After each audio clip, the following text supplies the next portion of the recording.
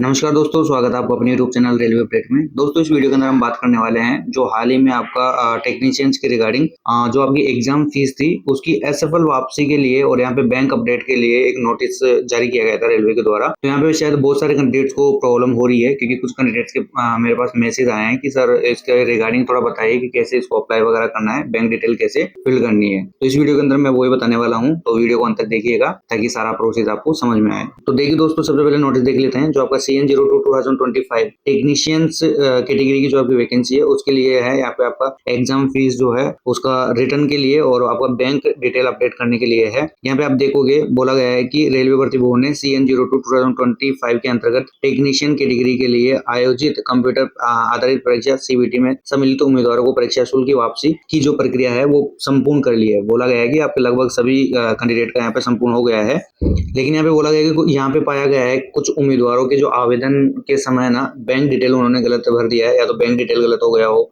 या फिर आपका IFSC कोड आदि चीजें यहाँ पे होती है जो कि मतलब गलत फिल्ड हो गई, तो उसकी वजह से आपका पेमेंट जो है वापस उन कैंडिडेट्स के अकाउंट में नहीं आता। और ध्यान देने योग्य बात यह है कि दोस्तों, अगर आपने CBT 1 दिया होगा इसका, तब जाके आपका जो यहाँ पे पेमेंट है वो वापस से आएगा। अगर मान लीजिए आप CBT 1 दिए हो और उसमें असफल रहे हैं, मतलब पास नहीं हुए हैं, तब जाके आपका ये पेमेंट आने वाला है। तो ऐसे में बोला गया है कि कैंडिडेट्स को जो है वो जो असफल कैंडिडेट्स रहे हैं ना, जिनका मतलब पेमेंट्स यहाँ पे नहीं पहुंच रहा है, उनको यहाँ पे SMS और ईमेल के द्वारा भी अलर्ट भेजे जा रहे हैं। साथ में यहाँ पे बोला गया है कि उम्मीदवार को जो है धन वापसी के लिए सही आपका जो बैंक खाता है वो आधार से लिंक होना चाहिए, उसको यहाँ पे आपको अपडेट करने के लिए एक अवसर दिया गया है जो कि आपको 8 अगस्त से 14 अगस्त तक यहाँ पे ये ओपन रहेगा। तो आप अपना जो अपडेट है, बैंक अपडेट है, वो कर सकते हैं। यहाँ पे बोला गया है कि कहाँ पे करना है, तो आपका यहाँ पे www.rrbapply.gov.in ये वेबसाइट है, इस पे करना है जहाँ से आप फॉर्म अप्लाई करते हो, फिल करते हो वहां से। और ये वाला लिंक कहाँ पे मिलेगा, तो बोला गया है कि RRB की जो ऑफिशियल वेबसाइट है इंडियन रेलवे की, वहां पे मिल जाएगा। तो डायरेक्ट आप गूगल पे ये भी सर्च कर लीजिएगा, आपका डायरेक्ट पोर्टल यहाँ पे ओपन हो जाएगा। तो अभी वीडियो के अंदर मैं आपको बताने वाला हूँ। उसके अलावा देखो दोस्तों, यहाँ पे एक इंपॉर्टेंट पॉइंट है जिसमें बोला गया है कि सही बैंक खाता अपडेट करते समय उम्मीदवार को अपने आधार जो संख्या है उसका सत्यापन करना होगा। सफल सत्यापन के बाद में आपका जो खाता है वो ऑटोमेटिक आपको दिखने लगेगा वहां पे, और उसी का उपयोग जो है आपका धन वापसी के लिए किया जाएगा। समझ रहे हैं, यानी कि वापस जो आपका पेमेंट है वो वापस उसी खाते में आएगा। मान लीजिए किसी केस में आपका जो बैंक खाता है वो आधार से लिंक नहीं है, ठीक है, तो यहाँ पे उम्मीदवार को जो है वो NPCI यानी कि national payment corporation of India की जो पोर्टल है इसके ऊपर आपको रियल टाइम के आधार पे लेके जाएगा, वहां से आपका लिंक किया जाएगा खाते को, और प्रक्रिया जैसे पूर्ण हो जाएगी फिर आपको वापस से उसी पृष्ठ पे यानी कि जो पेज है उसी पेज पे ले आएगा। जो लिंक है ऑटोमेटिक वो अपने आप ही आ जाएगा। जिस प्रकार से आप पेमेंट वगैरह करते हैं ना,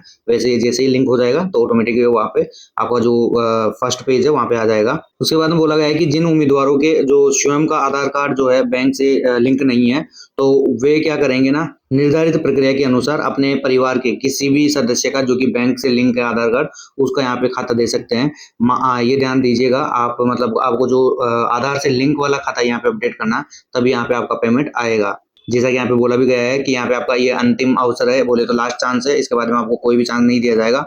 उम्मीदवारों को परीक्षा शुल्क को वापसी प्राप्त करने के लिए आधार सीडेड बैंक खाते का विवरण अवश्य उपलब्ध कराना चाहिए। मतलब आपको ये जरूरी है, ये देना ही पड़ेगा। तो यहाँ पे आप देख सकते हैं ये आपका 4 तारीख को अपडेट हो गया था, लेकिन यहाँ पे कैंडिडेट्स को दिक्कत हो रही है। आज है 8 तारीख, यानी कि आज से स्टार्ट हो गया है।